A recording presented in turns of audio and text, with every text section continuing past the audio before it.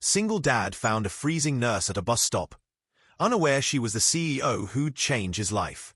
It happened on a brutal winter night in Cleveland, the night Luke Carter's life flipped. Snow was slamming like needles against his windshield when he saw her. A young nurse sat hunched on a bus stop bench, shaking, her lips purple. Something in Luke snapped. He couldn't just drive past. Luke was a single dad, living paycheck to paycheck. His beat-up truck barely ran, but it was all he had to keep his 10-year-old son warm. He pulled over, heart pounding. You'll freeze out here. Need a ride? He asked.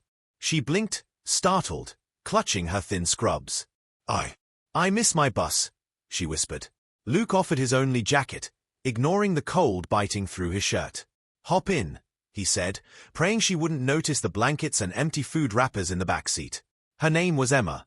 She worked double shifts but couldn't afford a taxi. As Luke drove, she asked softly, "Why's your boy sleeping in the truck?" Luke hesitated. "Can't leave him alone.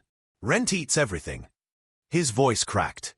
She studied his cracked hands gripping the wheel. Luke didn't know she wasn't just a nurse. She was the CEO of one of Cleveland's biggest hospitals, hiding her identity that night.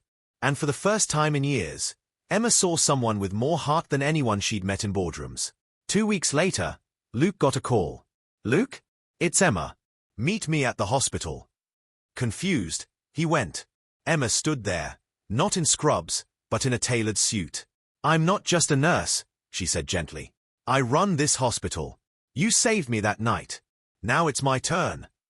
She handed him a job contract, fleet manager, with triple his pay and full benefits. Luke's knees went weak.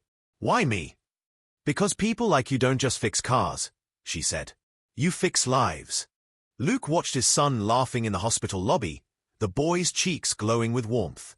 He felt something he hadn't felt in years: safety. Emma's kindness had given them more than a job. It had given them a future. Sometimes, Luke thought, the person you help is the one who changes everything.